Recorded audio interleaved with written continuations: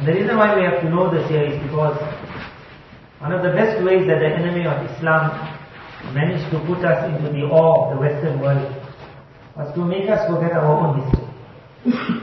Once the man forgot that he got a unique history, he fell in awe with countries that just came up a few years ago and already fallen. So a land to visit is this land. The history of this land is unique for many reasons. One is Constantinople, it was called. Whoever went to school and learned a little bit about European history will learn that once upon a time Rome and Persia, they were the mighty empires. Like how we have today America, we had Russia, we had Germany. That time it was Rome and Persia. And they owned like what was called half the world, and they would continue their fights. Rome then divided. So the one Rome remained what we call today Italy, and that Rome. That was the weaker state. And the most stronger state went to the lands of Sham, Syria. And in that lands of Syria, the one that ruled, and away from that there was this land what they found and they conquered and they called Constantinople. Constantine was the king of that time. He was an emperor. It was because of him that the Christian faith, what we have today, he was a Persian worshipper, a fire worshipper, a Shaitani, what we call today Illuminati, Freemason. Constantine was that. And when he noticed the deen of Isa Islam was spreading in the world, so Shaitan would have told him at that time, and they worked hand in hand. He would have told him that for us to stop true Christianity spreading in the world, we will now have to enter into Christianity. And from within we will change their entire religion. And that's what they did. He and his mother Helena were Satanists of the highest order. Like what we have today, we have those pop stars, and they are the highest, they get knighthood. He was like that. Working with the shayateen, working with the jinn. So when he announced that he is becoming a Christian, it was the first time the Roman world said we will accept Christianity. So what was known as Bani Israel in the world who were tortured and oppressed, they were very happy. And the reins were given over to Constantine. You will now run this Christian faith in the world. And from that day onwards, Christianity became nothing but Persian worship. Every foe that entered Christianity entered through this man's hands, Constantine. He was a mighty emperor. Now he built this land and it was called Constantinople after him. And it was the center and the might of the entire European world, Roman world, because he was the Roman king, Christian king. So after that, for 1,000 years, the center stayed, Constantinople. And in that 1,000 years, whichever superpower came, and every 100 years you'll see a new coming, the eye would always fall on Constantinople. Because whoever gets this land becomes the mightiest in the world. But whichever country tried to get this land for 1,000 years, they failed. So now we will understand what made them fail. Because normally any land, it will win one time a battle, the second time a battle, it can't continue. But this was that unique fort in the world. When you will visit it, you will understand that the way it's positioned, they have written a couple of reasons why no army could ever get it. One is it's surrounded by sea on three sides. And that is sea of not normal current but very heavy currents. Those walls of that land of Constantinople are made of like what we call mountain rock. So even if you had that torpedoes and the cannons which would be blasting, it would manage to hold up to the cannons. Cannons would blast, the wall wouldn't move. It was mountain. And because the waters were heavy, so from the ships to hit on the mountain, onto that rock, you hit one time, two times, and by that time from the city, they would send one cannon, or one fireball, or one thing falling onto your boat. Once the boat would start sinking, those waters were so rough that entire armies would die in those waters. So from three sides, it was impossible to make an attack. There is one center that you could enter, what is called the Golden Horn. This you will only understand when you're there. What it meant is that there was one inlet. It's also ocean, huge. But because on that side is land and that side is land, so the waters there are very calm. If any boat could manage to get into what was called the Golden Horn, to come here and then you make a turn, and from the boat they would manage to fight. But to enter the Golden Horn there was this area. So in this area they had put out a chain. So the chain was under the waters. As the ships would come, they would bang on the chain. And now a ship can't go over a chain. So the chain was there.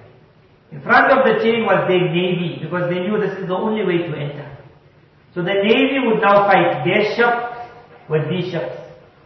And this land was blessed with a certain weapon, which up till today they say the ingredient in the weapon no one knows. It remained a secret for how many hundreds of years. And they even say that someone brought this weapon to them and said, as long as this ingredient is by you, no one will ever manage to take over this land. It is called Greek fire. They would blow it through a certain, whatever they call, like a piston. And it would be fire that would move on water. But it wouldn't die out. So from that navy, that boats, the naval boats, when the enemy on the other side trying to come now somehow past this chain, they will be having people trying to cut through the chains, try to remove the chains. Suddenly fire would start moving through water. And it would hit the other boat under. Because it would go like through arrows. Suddenly those people on the boat would see that their boat is burning from under. And when one hole comes, then the entire boat is gone. So thousands would die. They said had Greek fire not been there perhaps, they would have lost this battle many years before. But they had that thing which no one in the world had, Greek fire. Then the land was such that there was only one place from land to enter. Three sides were water. Because of this golden horn chain, there was no way of getting in. The other sides were rough waters. So you could come from land. That was the only place there to protect. So what was done, it's hard to understand, but in your mind try and figure that very far from the city you have a wall. That's called the first wall. So if enemy are running with horses and then they have to stop there. Because now nothing is going to come. And you can't break the horses even with a hammer. That wall, because those walls are not like our brick wall. They are mountain walls. Huge, huge rocks put up. So there already you have to now climb the wall. That high wall as you're climbing, from far the enemy are shooting arrows. I would always wonder that one person shooting an arrow, what's the chance of him hitting? But when we were there we understood it's not one arrow flying. Guarding those walls, because they only had to protect one side of the city. You could have sometimes up to 5,000, 10,000, 20,000 soldiers. And the man says fire. When he says fire, you got 20,000 arrows at the same time moving. It's like rain. So that man trying to climb that wall, even with a shield, and then at the same time they were firing those huge boulders. So even with a shield, the boulder would blast. And then fire was coming. If he managed somehow, you will get 300, 400, maybe they climb the wall. As soon as you climb the wall, you fall in what's called a moat. Moat means like a dug pool what we have, but huge, 9 meters deep perhaps, and very, very wide. Sometimes it's filled with water and you will have your crocodiles moving in. Sometimes it's empty also, but you fall deep in. If you fall deep in and now you have to be running, as you're running, arrows are raining. If you manage to come out of the moat, now there's another 2 walls. Now you reach the city. So by the time you get there, no one gets there. The best that you could do to win over the city is put a siege. That we won't come in, but we won't allow you people to come out. So this land of Constantinople was made such that they could last a siege for about 5 to 10 years. And you just close up. How they would manage? One, you need water. They had water coming from outside rivers. So the enemy knew that they would manage to stop those rivers. So until today, if you go, they will show you inside the city is something called a cistern. A cistern is like a huge cup. They would have hundreds and hundreds. It's a national thing created. It exists under the city. In the cistern, as rainwater would fall, it would gather in this. And you would have thousands and thousands of liters becoming ice. So you'd have ice under the city. And this cistern, whenever it was needed, they would just heat it and ice will become water. And that water will suffice that city for years and years and years. Up till today the cisterns are there. So they had that unique fridges underground.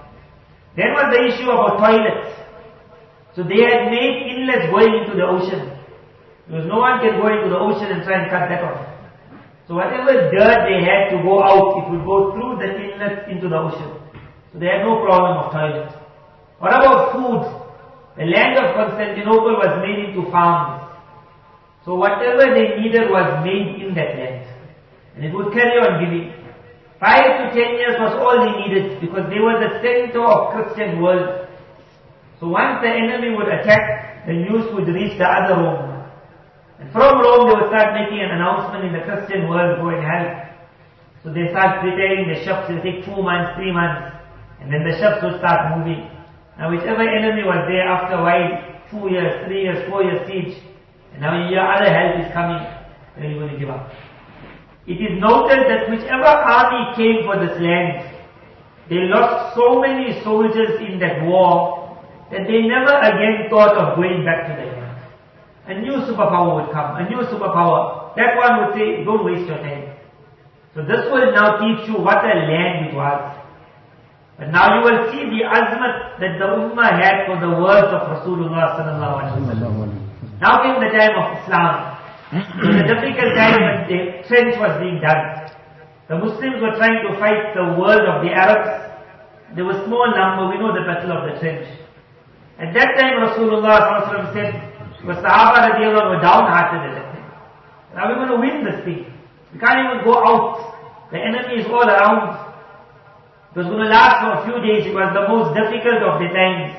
After that day, Nabi Sallallahu Alaihi Wasallam said, from today, meaning in that lifetime of his, Allah will now not make the enemy on top of us, we'll be on top of the enemy. That was at last. But during that time when they were digging that trench and everyone was downhearted, so we all know the waqiyah where he hit on the rock, Sallallahu Alaihi Wasallam. And then he saw sparks, and he said, I have seen the palaces of Rome. He said, I have seen the palaces of Persia. So at that time the hypocrites laughed. At that time if he had mentioned, I had seen Constantinople also, it would have been like a heart attack. Because this was the one land that you wouldn't dream about. So he never mentioned it. But a while later, after all the conquests were finished, now the conquest of Makkah, Mukarramah is taking place.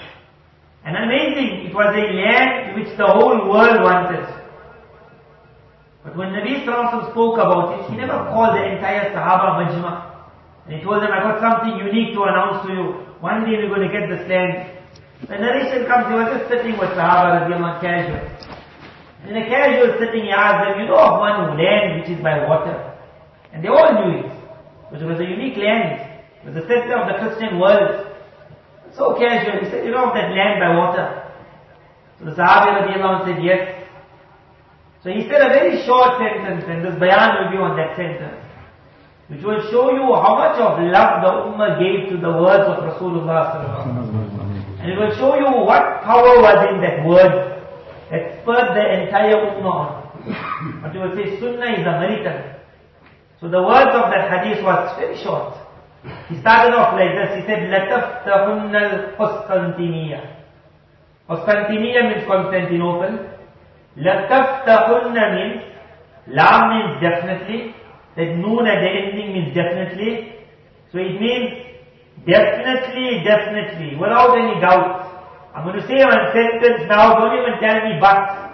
Don't even tell me but this land is such. Don't even tell me there's water surrounding it. Don't even tell me for 1,000 years no one ever took over. How can you even be thinking about it? He said it's simple. He said you will definitely, definitely one day conquer the land.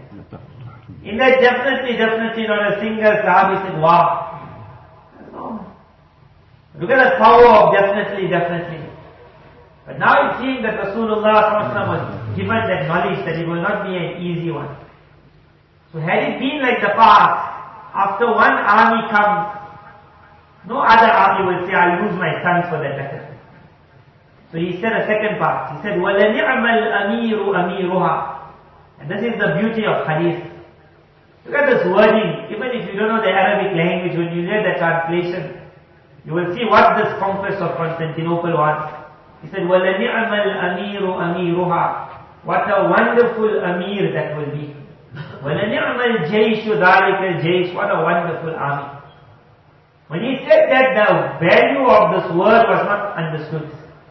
When it was going to be understood, now everything accepted in Islam. Muawiyah radiallahu anhu was made Khalifa.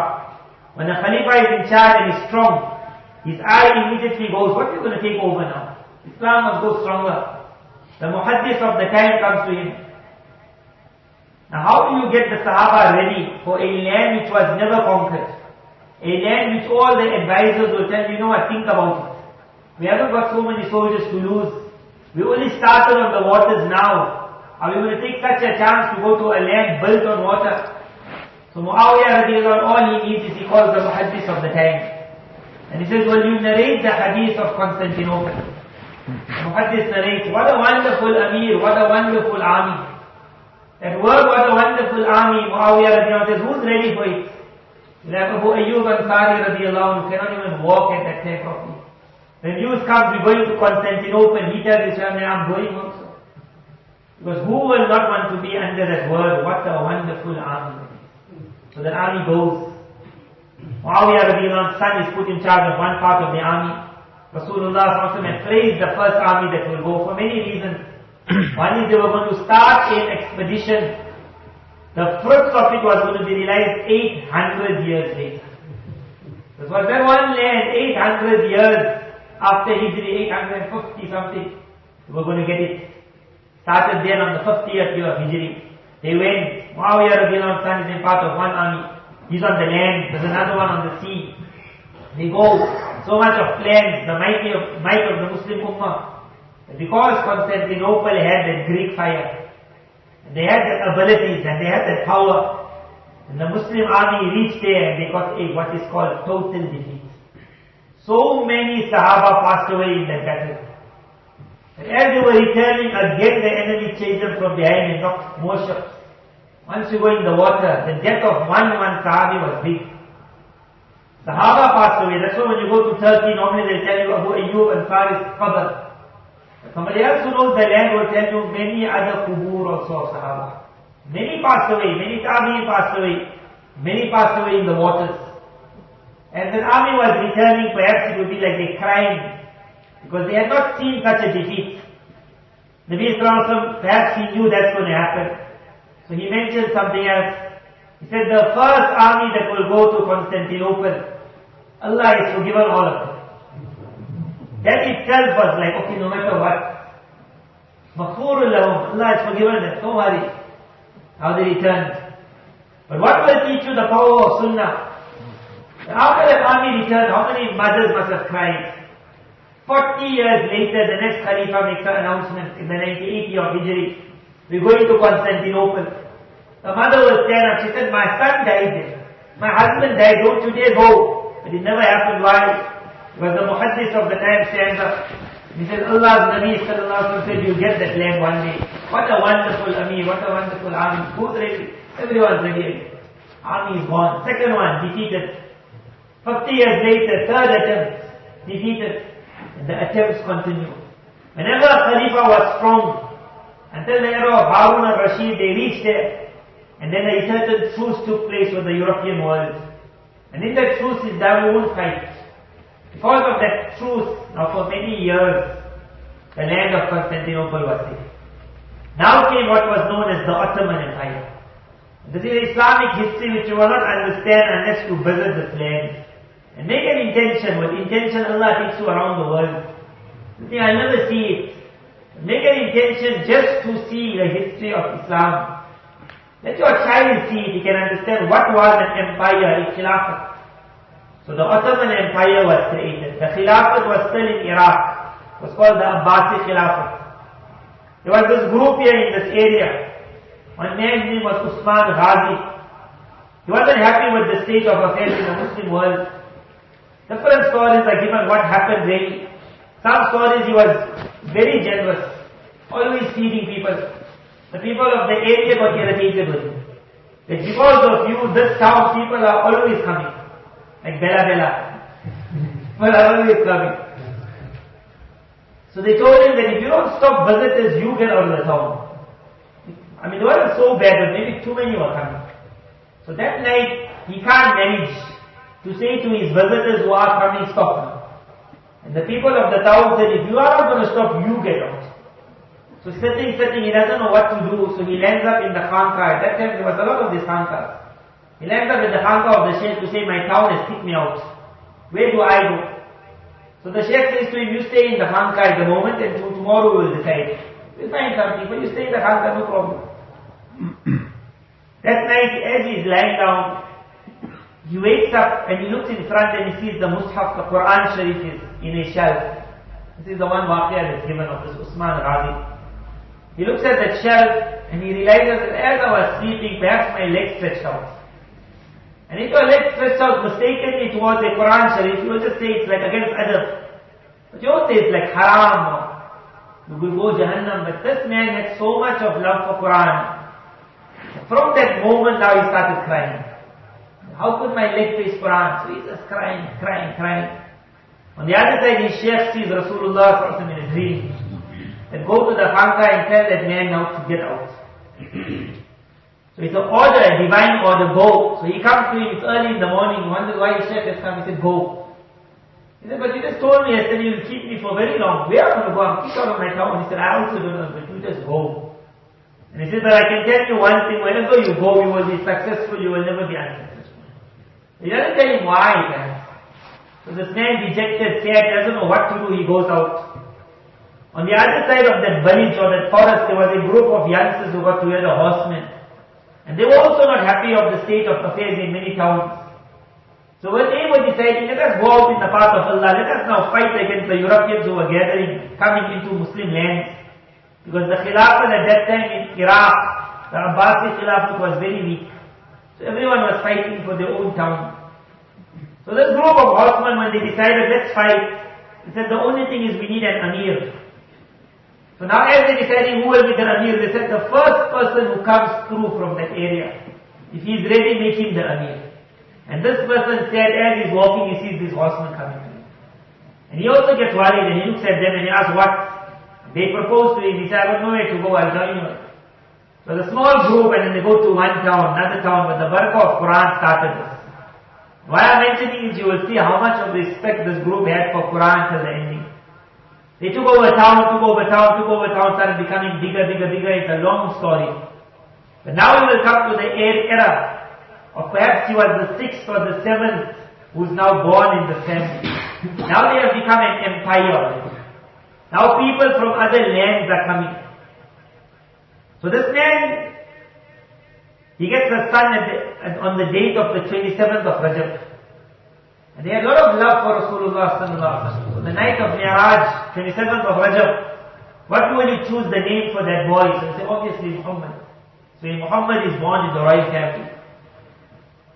The father has so much of muhabbat for this child. And because the father is sitting on the throne of the empire, they are not yet the Khalifas of the Muslim world, but they are running an empire. So he gets the best of the scholars to look after Muhammad. At the age of 8, Muhammad is told that you don't stay with your father anymore.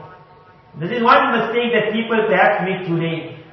If you're running any institute, any nice business, and you want your child to one day run it well, then never let him grow up in the laps of luxury. Never let him start as a boss, he must start as a worker. Because only a worker will know how to run an institute, a boss will never know. A man who works will understand feeling. At the age of 8, you say, I'm the king, go and play with your friends, horse riding. This father got nothing for it. At the age of 8, he says, you are in charge of one state, of one island, you go look after that island. You see, while his son managed to one day look after an empire, and he sends the best of the scholars with him. And when he goes there, he's not in charge, you're in charge. But because he's far away from the father, even if you smack him, father can't see. You sort him out, you train him, you teach him. He has to be a leader one day, he has to grow up. Sheikh Shamsuddin is sent with this boy. So the great wali of his time. Imagine this is 800 plus years from the time Nabi Sallallahu said that word, you will one day conquer Constantinople. The dream of Constantinople is gone. 850 plus years. Sheikh Shamsuddin at the age of 8, he looks at Muhammad. He says, something tells me you are the boy that has been spoken about in the Ahadith. No one will know what you're talking about. Because the Hadith never even mentioned Muhammad. It will be you. At the age of 10, the Amir, the Khalifa, or the Sultan, the boy's father, Muhammad's father, at the age of 10, Muhammad's father says, I retire. Perhaps he wanted his son to learn. The boy is only 10 years old and he hears that my father has retired. And he said, I must now come and rule the whole empire. And the empire was huge. By the age of 10 now, Muhammad Fatih leaves that island and he comes here, sitting in the seat of his father. Which man will rule the Muslim world at the age of 10? But he was trained. He rules it for 2 years. For 2 years everything is going well, but the people of the court, because he's so young, they start creating problems. So when you go there, when you go to what is called Panorama 1458, they built it at the place of the conquest. So in that panorama they got the drawings of this young Muhammad when he was in Maktab. In Maktab also you can already see him drawing the battlefields. And what will happen, how will the army be? Because his mind was fully war, jihad, grew up. So for 2 years he runs it and the people inside, they start creating problems. So look at this boy's mind. And his letter is there, it's translated. He writes to his father, his original letter is there what he writes. He writes to his father, oh my beloved father, you are living a nice life of retirement while I am suffering here. And now the people in the palace themselves are not happy with my rule.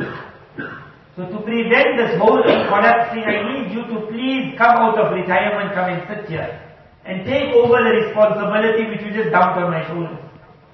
He wrote it with a lot of adab, my beloved father. And after that day he misses the line and he writes, and if you do not agree to my request, then from the leader of the Muslim world to a normal subordinate, I order you to come out from there and come sit here.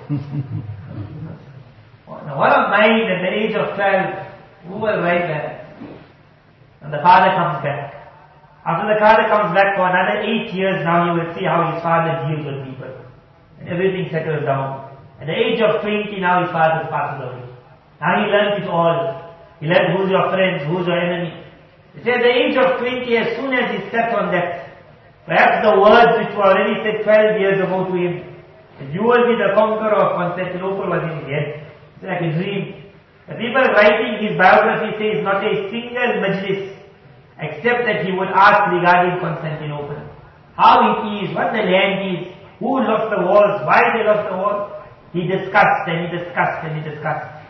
Now he prepared. He said, if we have a certain cannon made that can blast at such a speed, then that mighty wall might crumble in the end. So there was a German engineer who was brought. He started paying a lot for services of scientists of the world to bring them to find out who can make that cannon. He began the age of the cannon.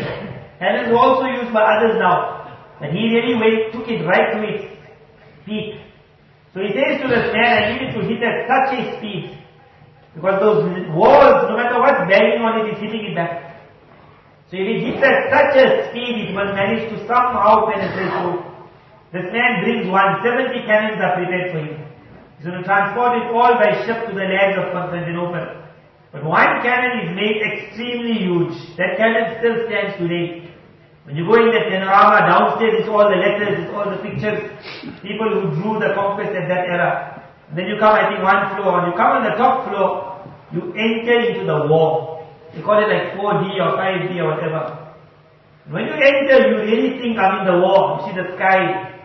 And then you look behind you, you see the Muslim army that side, Muslim army that side. Then you understand how war was in that time. He got his group of 20,000, he got his group of 20,000. They're not fighting. They're waiting to enter in the war. They got their flag. Somebody else is eating there. This group is fighting. That group is fighting. Someone is trying to climb the roof, the walls of the city. Someone is passing away. Horses are going over someone. That thing is made such that if you stand there for half an hour also, you won't get tired. You just turn and turn and turn. But it's made as though you are in the war. But everything is not real. Couple of things that are real there is that cannon. Because that cannon played a unique part in the history. When the scientists, the Muslim scientists saw that engineering, they said to the Khalif, to the leader, this thing will never work. Because of that size of that bank, it's going to blow. And the engineer said it will work. And they had a small argument. And Allah Ta'ala made it both right.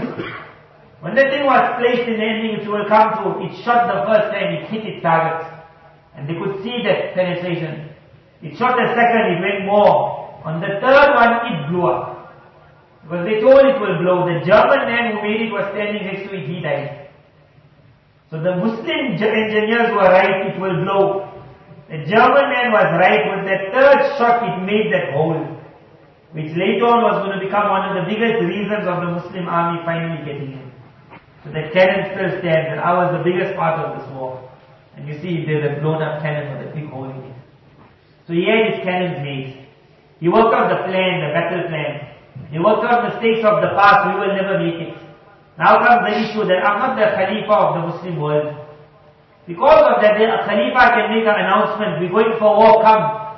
Everyone is wajib to obey. But the Sultan, give up his small area. His announcement holds no weight. So he speaks to his mufti and his friends. An alim wrote that you will see the kamal of Sultan Muhammad. That wherever he is shown in the war, you will see on his sides, he always ensured that his sheikh and his mufti were next to him. He had that azmat for deen, that nothing must happen except that I got Islam with me. So he speaks to his mufti and his sheikh, that how to get the world to join this conquest. So the mufti says nothing hard. I will prepare one letter and everyone will come. And again, what was that letter? 850 years after it was sent. All the mufti needs to write is, and do you know that the Rasul of Allah said, you will definitely conquer Constantinople. What a wonderful Amir, what a wonderful army. One sentence, around the Muslim world, the army start falling. And then they say about 120,000 soldiers now are marching towards the land of plus. The different boats are going. The whole plan is in place. Now they reach and the war starts. I thought it was like a 5-day war. It took just less than 2 months, this war. The beginning, first 15 days, whatever plans he had failed. But this land was such. Now the Muslims start passing away, one after the other. Boat after boat is going, nothing is happening. So the emperor sends a message, how many armies already came? How many Muslim armies came? You're also going to fail. You rather just return. We'll make peace. We won't chase you from behind. Now Sultan Muhammad, whole life dreamed this, peace. He's sitting with his ministers. He makes a mashwara after 15 days. What to do? So the top minister says that too many lives have been lost. Let's go. And he wants to burst out crying. And they say one letter reaches him from his Sheikh Shamsuddin. He writes a letter because he knew of the mashwara. And this is the reason why you must have always a spiritual man above your head. Because no matter how strong you are, sometimes you always need somebody else's guidance. He's also on the verge of giving up because his whole army has given. They're all going. The Sheikh writes a letter to him. In the letter they say, same like how he wrote to his father. The Sheikh writes, they wrote, the Sheikh respected the authority of the Sultan, and at the same time the Sheikh utilized his own authority as the Sheikh. Because I'm your Sheikh, he wrote it very harsh.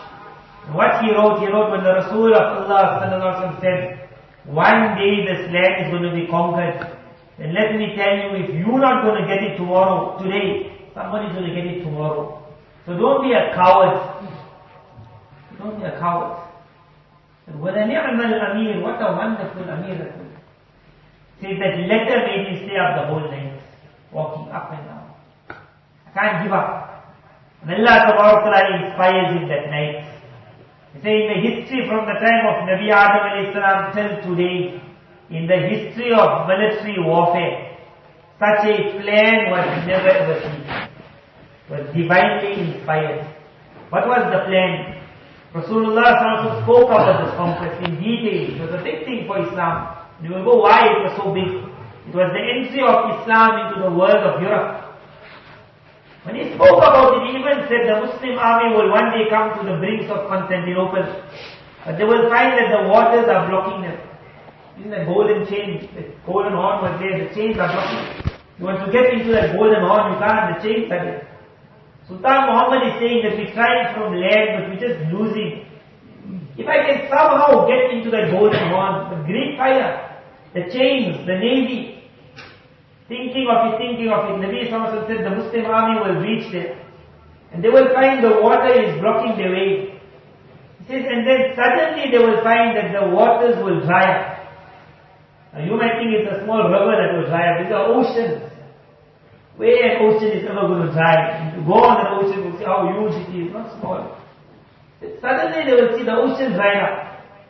And the boats will then move on dry land. And it will go into the city. So whoever would read that narration would wait perhaps one day the ocean will dry up. The ocean for 800 years never dried. Sultan Muhammad that night, Allah Ta'ala inspired him. Without telling his soldiers what I'm going to do, he takes them. He takes them to the land which is past this water. The land on the other side. That is mountains filled with trees. He tells his soldiers, start cutting down the trees. Now they're far from Constantinople. After all the waters, on that side of the ocean, they're cutting trees whole night. So many trees are brought down. These people are perhaps wondering, what are you up to? Hundreds of thousands of soldiers. Now logs are brought. And he says, bring for me grease and oil. Now those logs are made like wheels. Because if you can rotate it, it becomes a wheel. Different logs are put now on the ship. The ship will have about 6, 7, 8, 10, 20, no matter how many logs, according to the size of the ship. The ship is emptied out of all men. Oxen are brought. And then ropes are brought. And he says, tie the ropes to the ship. So they do it. And then he says, take the smaller ships that we have, not the big ones. 70 ships are taken.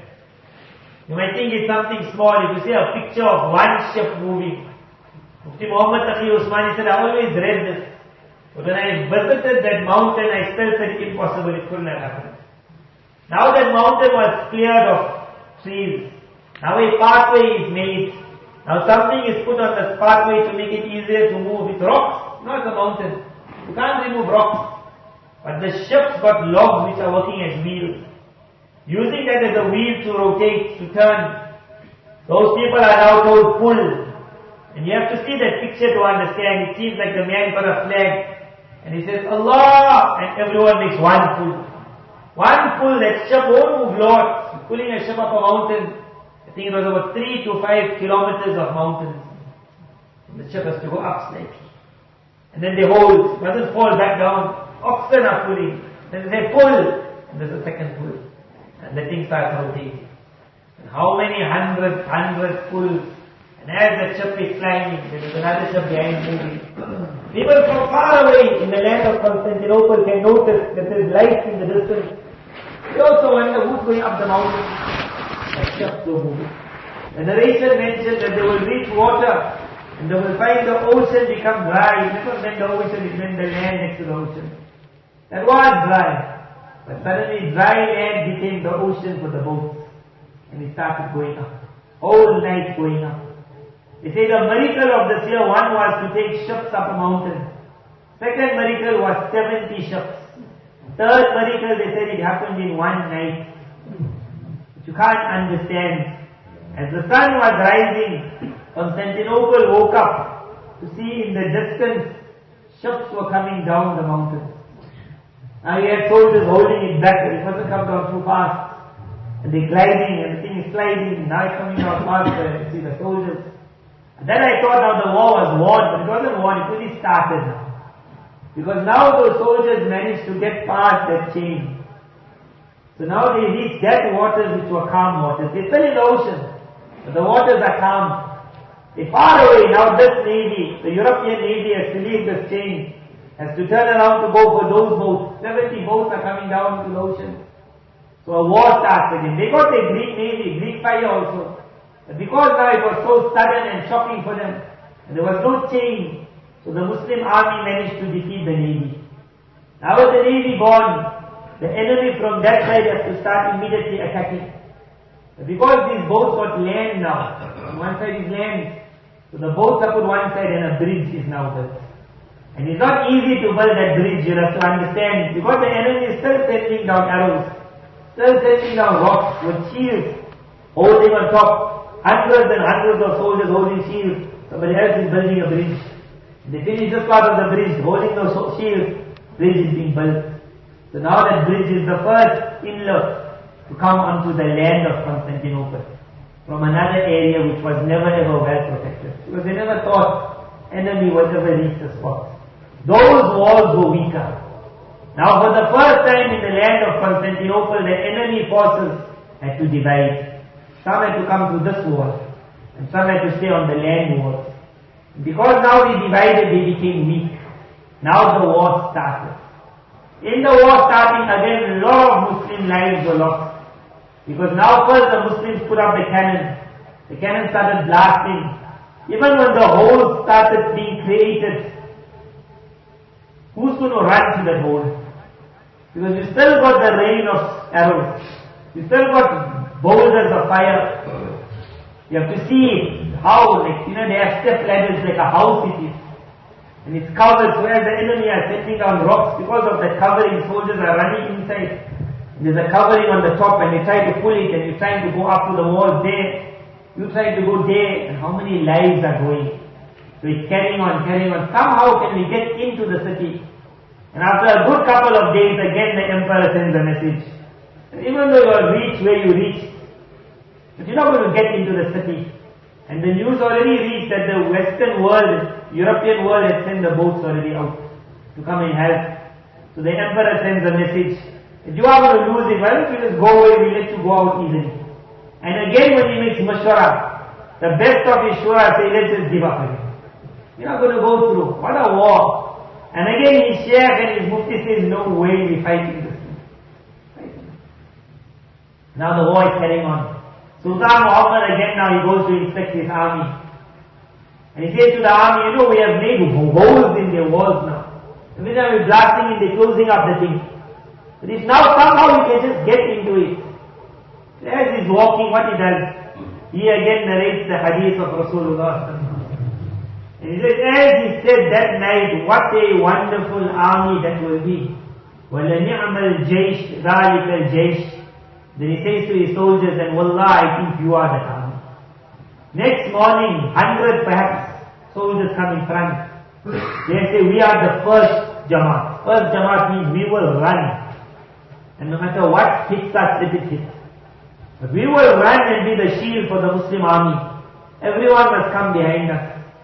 Whatever they want to throw, whatever they want to hit, whatever arrow wants to fly, let our bodies there. We will take the whole knock so that somehow the Muslim army can get it. But you really understand when you see it. They were called the Fidai. Fidai means those that our lives are given away. We're not going to come out alive. That first army, who will be ever ready in the world? It is only that man who heard that hadith and he said, what a wonderful army. And when you see it, how they entered finally. There's one place called Ulubati. We used to go by the tram, the train. And every time the train stopped, they say, we reached Ulubati station, Ulubati station. So a funny name it is, Ulubati, but that was the name. When I came back and I was researching and I saw, it was on one of those things that you see the picture of that man who took the flag finally. He managed to get in. So many died in front of him. But he managed to get in with the flag. And he managed to reach the top and he put the flag. When the flag starts flying in the city, it means although the war is still carrying on, we won already. Because once the flag reached, it means more are coming in. When he put that flag, perhaps 50 arrows were already in his body. So they got his flag. He passed away with the flag. It's right on top. So Ulubati was named, Ulubati Hassan. What a man! When that flag hit, then the emperor also he said, I don't want to live after this, the emperor. So he went out and he died. Now Sultan Muhammad and his army start entering. From different areas they enter. Because holes are made everywhere. As the army is entering, before they warn, perhaps there was 3 times when he sent a message to the emperor. 3 times. And if you give up, you and everyone in the city, whatever you own, I will not touch it. If you want to stay here, you can stay. If you want to go, you can go. I will never harm you. Give up. They never gave up. First time, second time, third time. Now so many Muslim soldiers passed away. Now when you enter, obviously you got that feeling of revenge. But you people acted stubborn for nothing. So they have the speech recorded of Sultan Muhammad Fatih as he entered. And amazing how he entered was like, a king will enter. First you have the soldiers coming in. Then you got the ministers coming in. And then you got the prime coming in. And then you got the elite coming in. And the Khalifa is in the middle. And normally when such a man comes in, his hands will be like this here. But they say as Sultan Muhammad enters, And as Rasulullah entered Makkah Mukarramah when he conquered, the Sultan Muhammad entered and he was looking down. As he entered and he reached the place where everyone was around now, they crying, this is the leader now who took over the land. This is the first thing that he did, he stopped his animal. He jumped down and he read 2 rakats of Salat al-Shukr. The Iman, this is when you see it. And now he gets onto his animal to give a bayan, a lecture. Well, the lecture perhaps was long, but the words that were recorded, he says, I am Muhammad, the Sultan. And I have come to tell you, your brothers, your sisters and your family, that every one of you all has been given protection from myself. As he said that, the whole Christian city broke into cheers. Because it was the one statement they never thought, the protection. Where you will say, you will be a slave, you will be a slave. Whoever was already taken as captive, they were already made slaves. So he says, whoever is captive and he doesn't want to let go of that person, then he must come to me, I'll pay the ransom also. I'll pay the ransoms. And then all these people go. Wherever they want to go, go. And he said, if you want to leave the land, leave it. But if you want to stay here, I guarantee you, your Christian right will not be taken away. You can continue worshipping how you want. And he proved it, because then suddenly Constantinople became the pull of the European world after that. They started coming to live in the land. Because this land was now giving out unique things, so that was the beginning. Sultan Muhammad. And from that day he was called Al-Fatih, the conqueror. He had high hopes, and Allah had given him ambition. He just finished with one, he said, this is finished, done. Rome is 2 parts, this is one Rome. Bigger Rome, they destroyed, finished. Let's go for the other Rome, what we call Rome today. He went for it also. He reached Italy. All what we call Bosnia, Serbia, all that was part of his conquest. After all that day, when he went to Italy, on the borders of Italy, he started winning the war. After Italy, it was Rome. And Allah made it, he passed away. Perhaps he was poisoned or he passed away. They say that day the whole Christian world had like an Eid. They were so scared of this man, Muhammad al-Fatih. But he started it, and it continued after, but he never got to Rome. But he started getting bigger, bigger, bigger. It became so big that the Khilafat of the Abbasi in Iraq, they finally recognized that the power of these Ottomans is too big. So the Khalifa from there said, you rather be the Khalifa. Because you running the Muslim world, we running nothing. He said, I hand over Khilafat. That's why the third Khilafat in Islam was now the Ottoman Khilafat. And you have to go see it. There's something called the Top Kapi. This was the palace of the Ottomans. But when you see it, you will understand the Muslim armies would come here. The ulama would come, the doctors, the scientists would come. From around the world they would come there. Discussions would take place. They would be the richest in the world. Up till today in the Top Kapi Museum, what gold you will find. Because in their conquest, what wealth would come to them. When I looked at that gold in one container, how we got our house with so many burglar bars, but there's not little gold in it. That gold which is in one container, only got a glass in front. And the ladies in South Africa, so one night, billions and billions is in that museum. It's just a glass. They are the soldiers and you must see that. But that wasn't the thrill of the Topkapi Museum. The thrill of it was now the Khalifa of Baghdad, and he hands over the Khilafat, he says, because you're the Khalifa, whatever tabarrukat has reached us, meaning whatever things we got of Rasulullah sallallahu alayhi wa sallam, the blessed tooth, a blessed hair, the blessed staff, certain things of the other Anbiya alayhi salam, we give it to you also. So at that time, the one who was now Khalifa, Muhammad Fatih, had passed away. The one who was now Khalifa, when he heard is coming to him, he became so. Because remember he said the respect they had for Quran and for Sunnah, and you will see till today their respect. Inshallah, if you got time, you come very quickly through it. Respect of the Turk for Islam. When he reached the Khalifa, he never know how to honor it. We might think how you honor it, put itar on it. He put it in a room. And he said, the honor of the seer, the tooth of Rasulullah sallallahu alaihi wasallam, how can I honor that tooth? He said, bring a hafiz for me. He said, bring a couple of kuffars for me. And then he told him, your job is that not a single second will pass in this room except that Quran is being read. Not a single second. And this Ottoman Empire lasted for about 500 years, perhaps, until the crush. They write for that full 500-year period, until the coming of Mustafa Kemal, Quran continued without stopping 24 hours a day. Mustafa Kemal came and stopped. Now, alhamdulillah, it started again. I don't think it's 24 hours. Maybe it is, who knows. But it is when you enter. When you reach the Topkapi Museum, one is where the kings would live and all the gold. And it's something to see, literally. But more than that, there is what is called the sacred chamber. When you come to that sacred chamber, it's where these things are kept. And you want to feel ruhaniyat to enter that thing. As you enter, you can already hear the Qari reading Quran. The lights are dim. Got a unique feeling. As you start walking, you will just see, you will understand that even the tooth of Rasulullah sends out a unique nur.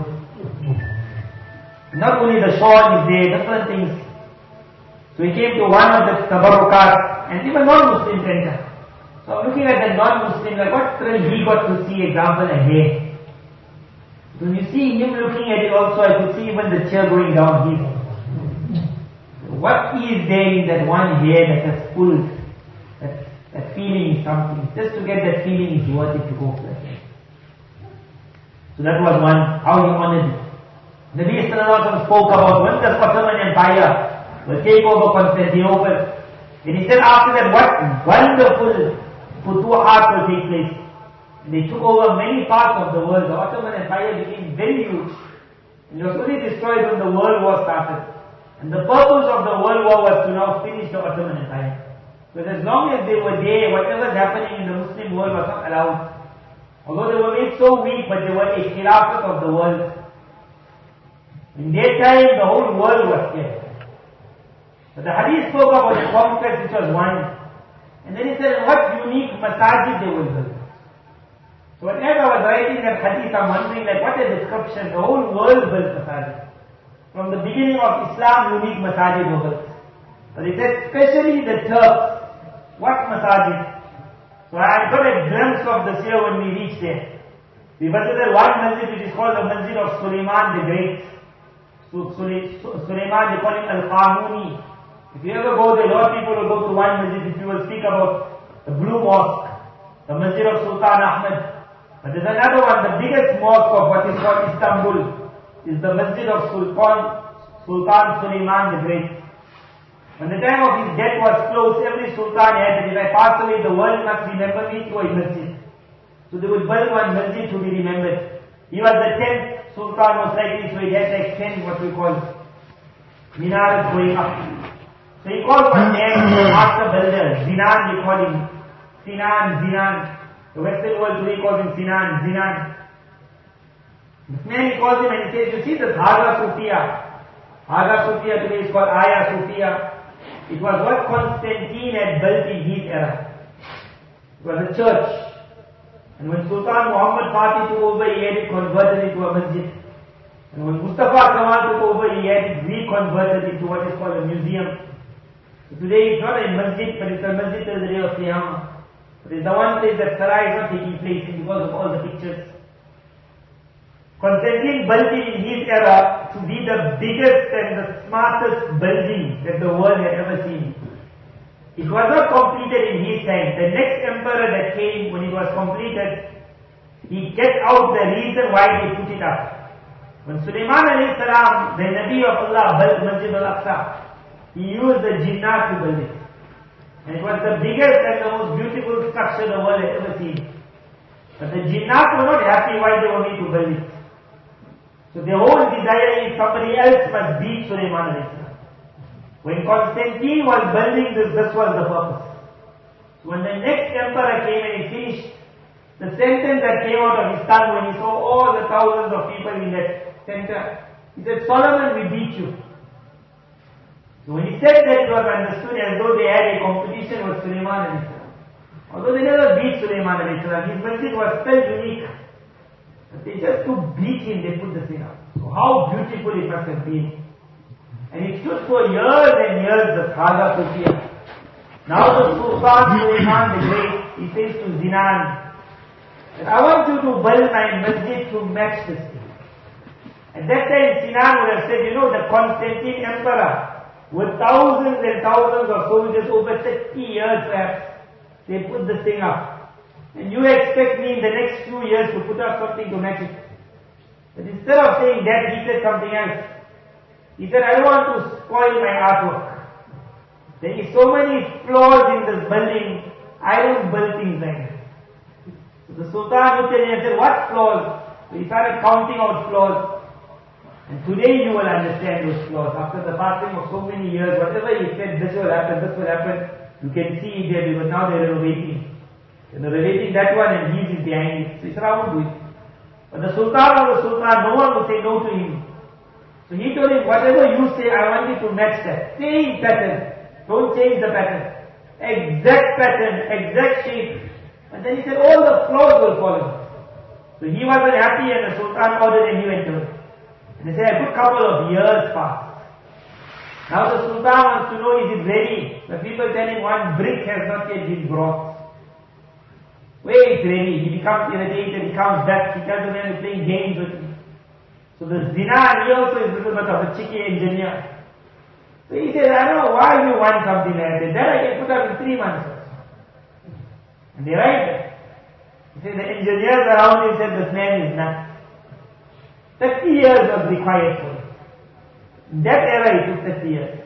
And they were the master builders of the time, with slaves carrying rocks. And 3 months are good enough. And in 3 months, they say he put up such a structure which stayed on the same shape, but whatever flaws were in the Hagia Sophia, in his structure he made sure that flaw doesn't come, but you can't pick up what he did to make sure it doesn't come. He hid his changes. And that you won't understand unless you're a builder. What you will understand when you enter the masjid is a couple of things of this man. One is in that building of his, he understood there will be so many of candles. So when you get so many candles, you are going to have so many insects. So as every 6 candle holders, the 7th one perhaps is an ostrich egg, which resembles the other so closely that you can't pick up. And in that ostrich egg there is an ether burning. And he chose that ether which chases insects away. So not a single insect would come. Now when you have those hundreds of candles, you're going to get that soot falling to the ground. And now and then you're going to have that dust. He built it in such a manner that the wind moves from one angle. It carries that soot in a manner you don't see it in the air. And it takes it to a ledge on the other side of the masjid. Then they would gather that soot and they would use it for ink for the scholars. Nothing would reach the ground. I wonder how he did that. More Kamal of his was in 1950. 1950, so we're looking at about 500 years perhaps, or even more, I can't remember the date.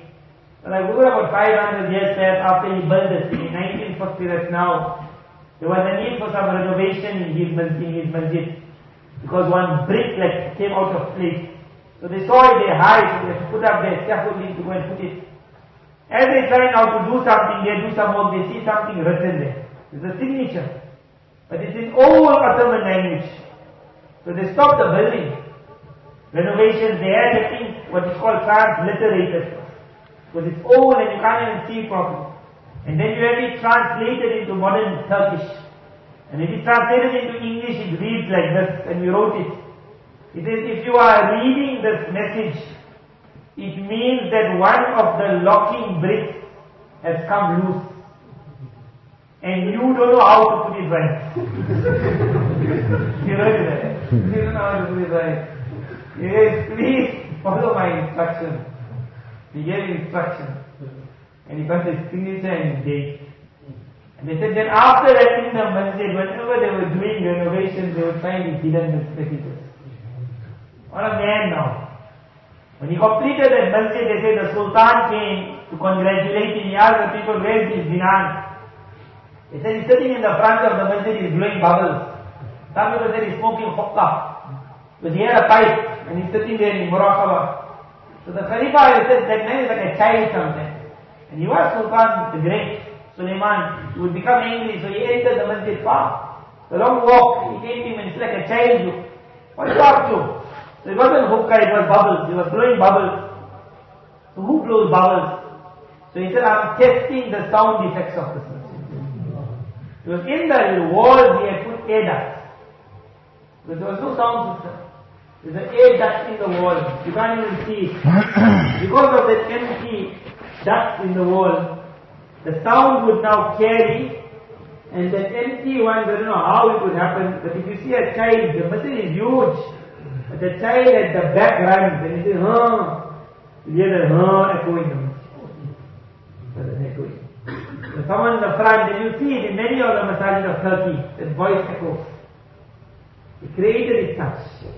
This one was one, he said, I'm testing my sound effects. How the sound is going all this. Then we understood that words of the ahadith. It was very unique masajid. So that was in its height. Then there had to be the time when it was going to come down. Everything goes up, comes down. Allah made it. The coming down was on the end of what is known as Mustafa Kamal. How he came down, and it's a lesson to learn very fast. That Mustafa Kamal was a created man. It was a group 100 years before the fall of the Khilafat. 100 years. Who will do things like this? They'll die.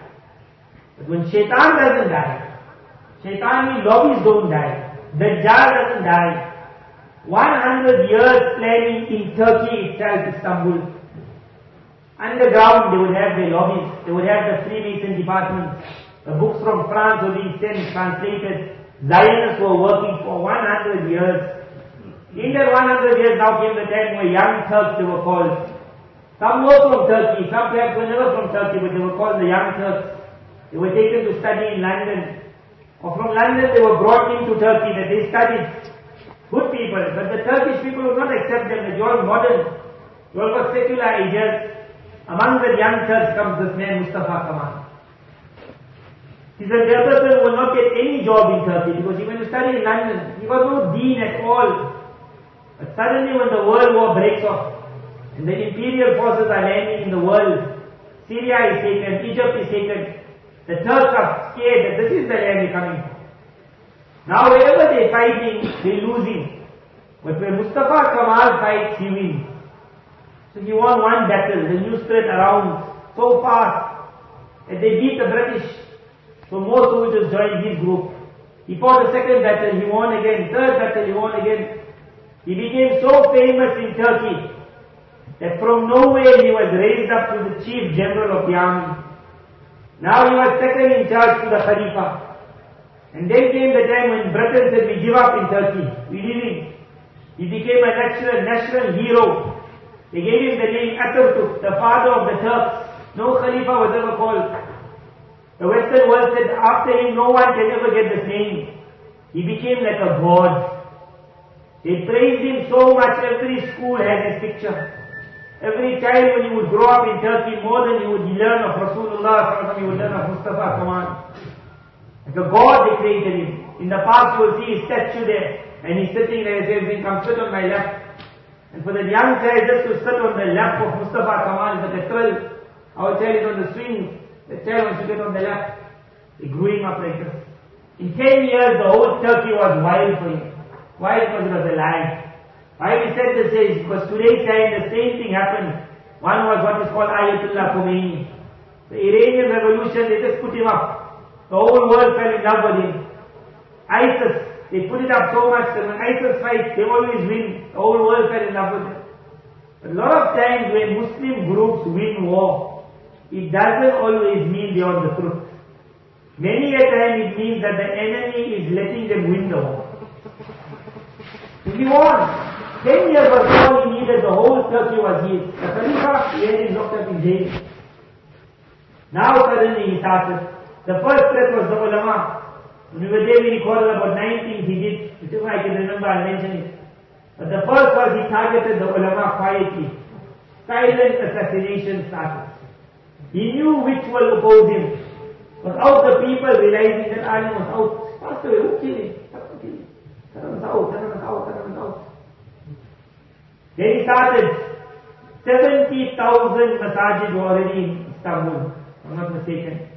70,000 imams were removed from the job.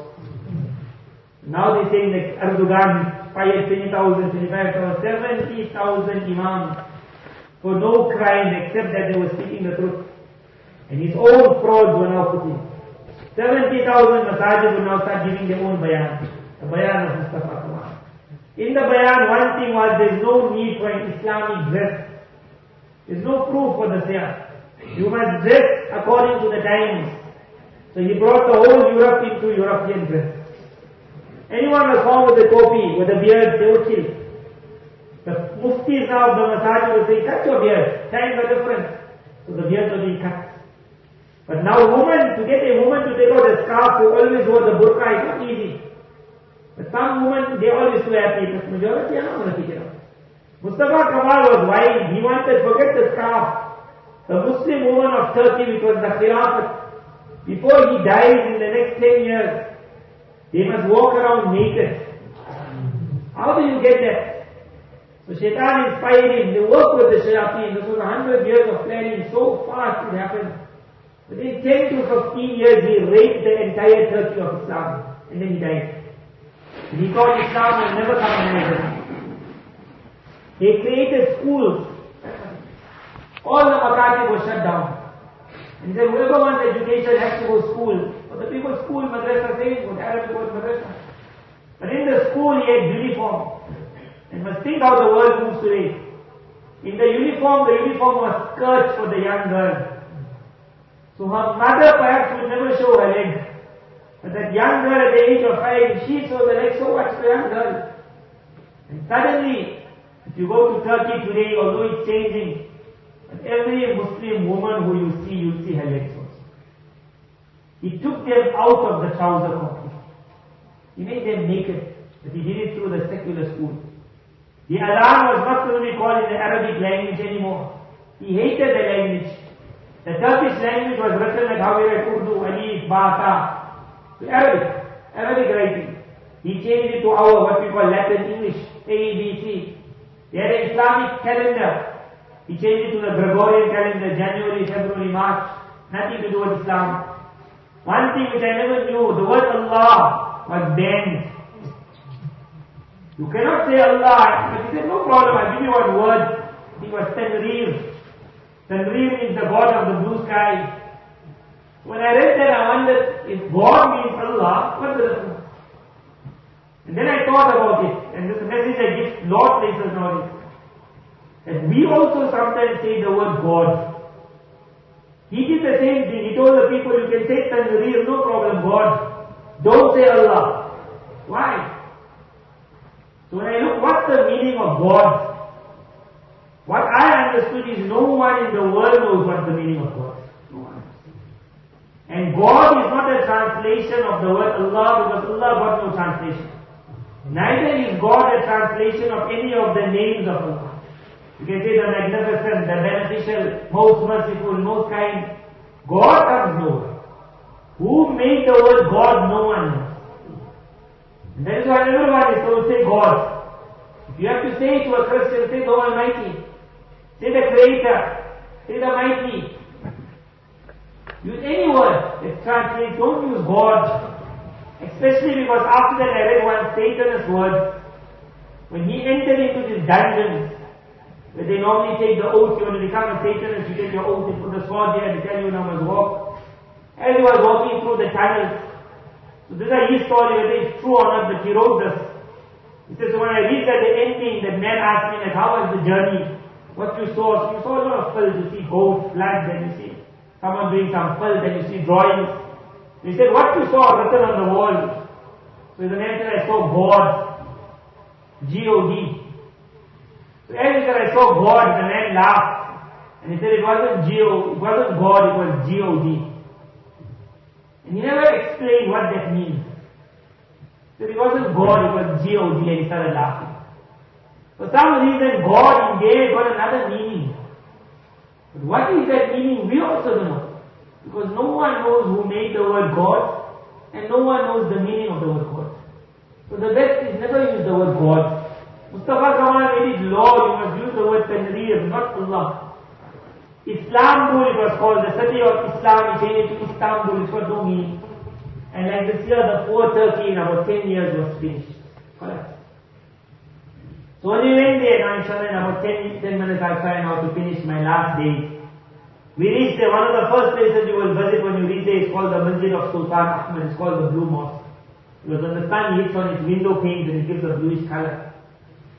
So we knew, another thing Mustafa Kamal did, he made the masjid into museums. 70,000 masajid, he knew if ever deen has to come alive, will come alive in the masjid. So how to prevent Anwar spreading in Turkey? He said if you make a masjid into a museum, then the filthy European women as they encamp for tourists, I will invite them to walk naked in the masjid. A normal woman in a period will be told don't you dare enter the masjid, it's called desecrating. By him inviting them to walk, it was the highest levels of desecration. There's no parda, forget parda, there's nakedness, nudeness. So we knew that. So when we reached Sultan Ahmed, the first thing I saw was the buses, and how many buses.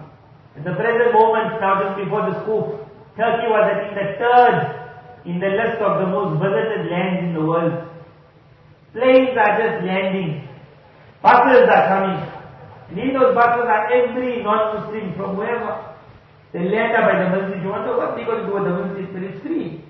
So when I reached there, I felt there. And I said, what he did to this masjid. But then when I reached, I saw such things that gave me the hope of Iman. One verse went in my mind at that time. When Sulaiman alayhi salam's masjid was destroyed, a Nabi walked past, it comes in Quran, أَوْ كَالَّذِي مَرَّ عَلَىٰ قَرْيَةٍ وَهِيَ قَاوِيَةٌ عَلَىٰ عُرُوشِهَا. Remember the time when that man walked past that village, it was Aqsa, Sham, and it was flat on the ground. Bukht al-Nasr, the worst of kings, had burned every copy of the Torah.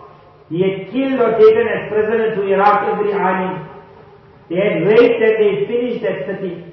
When he left, there was no Aqsa left. There was no land of Islam left.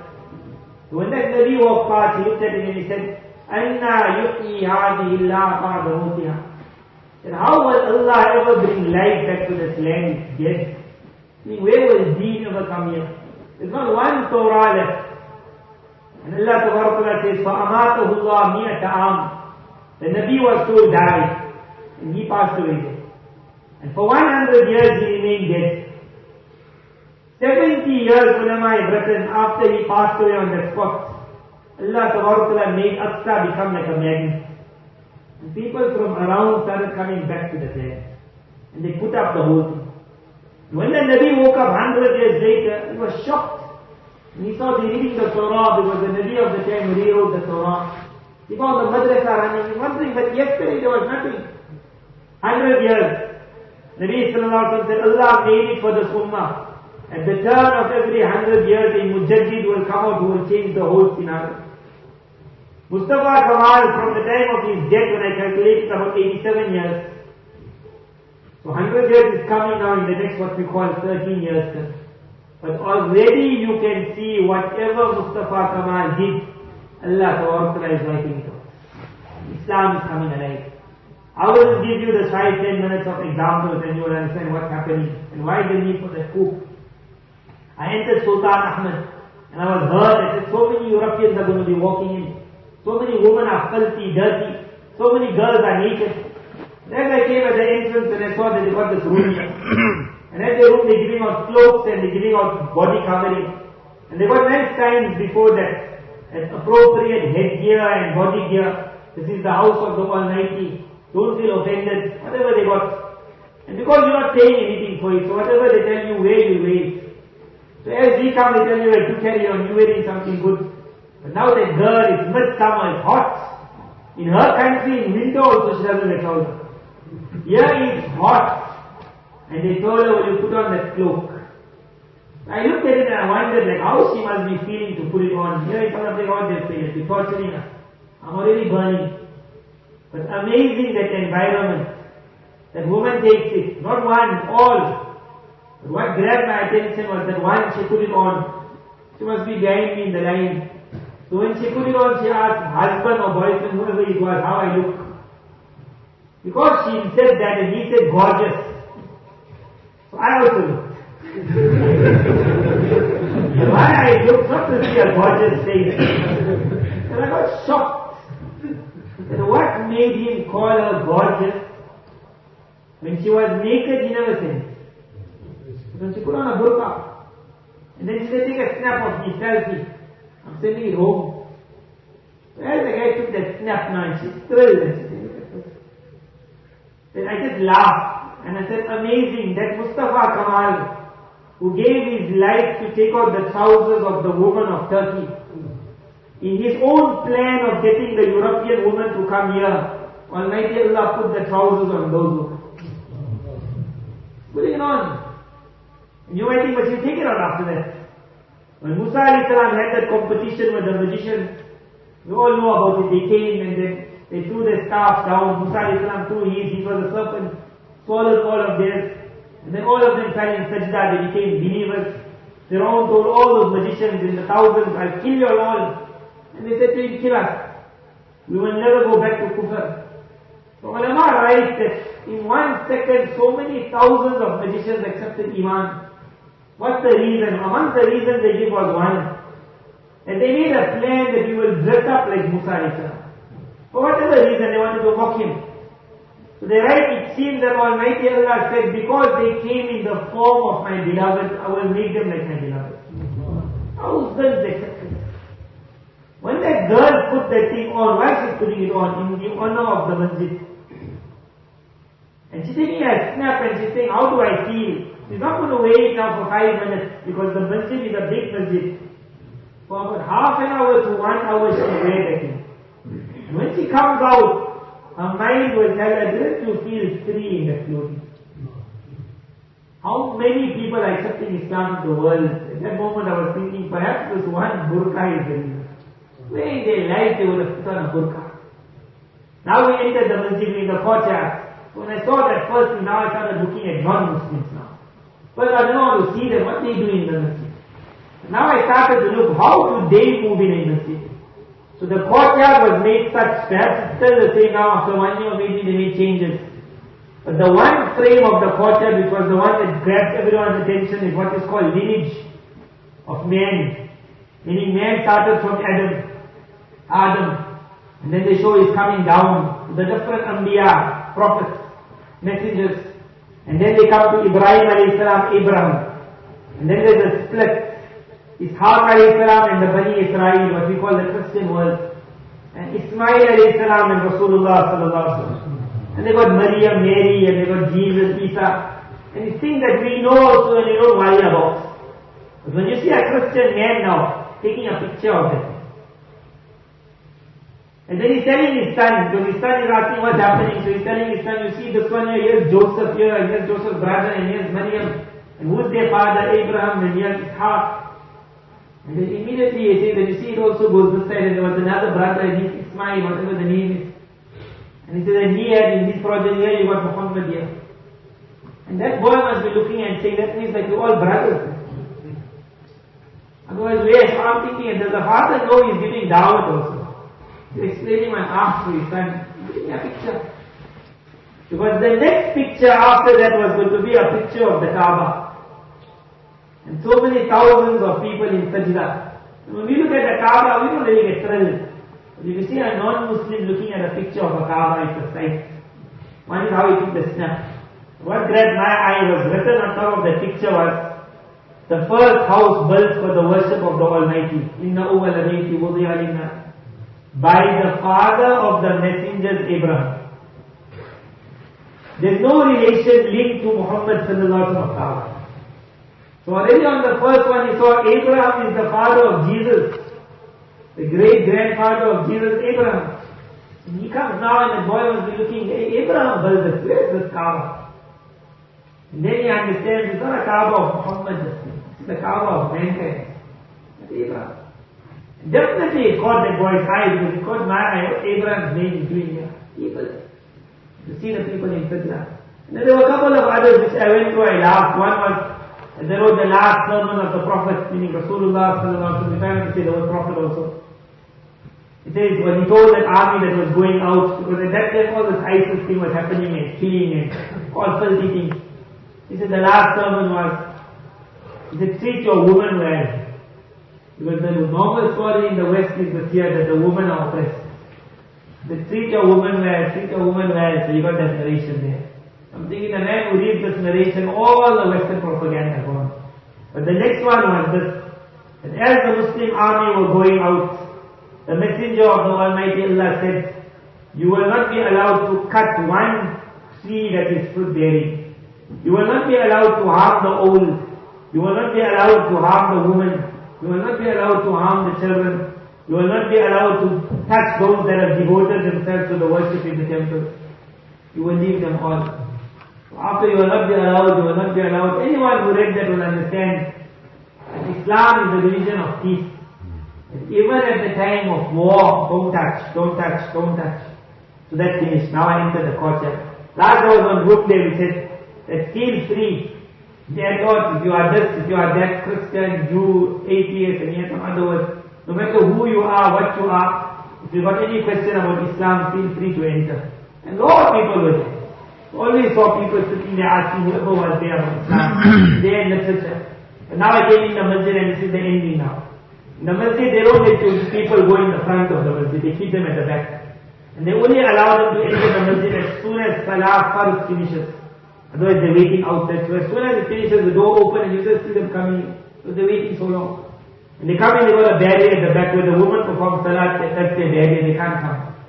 In Turkey now, because it was a land robbed of Quran for so many years, the people can't read Quran today. Now the thing is coming alive. So they created in the masjid that I was, at Sultan Ahmed Masjid. After every Salah, the Muazzin reads one ruku. So when I was looking at the Fajr one ruku, Zohr one ruku, Asr one ruku, I'm wondering how fast khatams take place in this masjid. Because we don't read too much Quran. When the Muazzin reads after the first Salah, we normally quickly read our Sunnah and we're out. There after the first Salah, you think they're waiting for the next Salah. Everyone just sits. The Turks don't stand. And then the Muazzin starts reading Quran and they just sit. You know, we said that respect. Now when the Muazzin reads, and now the Western people just enter the masjid. And now you've got all the Turks sitting in the masjid. That's it. And the Muazzin sound of Quran is moving in the masjid. And you see all the Europeans when they come also, and they also just listen. That man is taking a snap or he's taking recording. The way they like it or they listen to Quran. Because it's free, you're happy, you listen to anything. The Quran is grabbing them. I think the aunties in Burqa already. Now Quran. And then you see women are reading Salah there. So as the one woman went into Sajda, and I saw this family taking pictures of her also. So normally you say don't take a picture of a woman in Sajda. But for them this was a dawah to Islam. The posture of the woman of Haya. And they were just like stunned. When I saw that there was one masjid, the Lord after that outside. And as I left that masjid that day, and I thought of that verse of Quran, where Almighty Allah said, give us 100 years. In 100 years, the whole thing will change. So as I walked out and I said, Mustafa Kamal, because I walked now, I went to the park also, where Mustafa Kamal's statue is there, so I looked at him also. Because I got an old fight with him. So I was happy now. Some Turks you will still find, they love Erdogan, and they love Islam, and they love Quran. But if you tell them Mustafa Kamal was dead, they say, no way. God. He saved us. Say, what he saved? But because they grew up with this in school. But now some youngsters on the internet are writing that we were made like fools.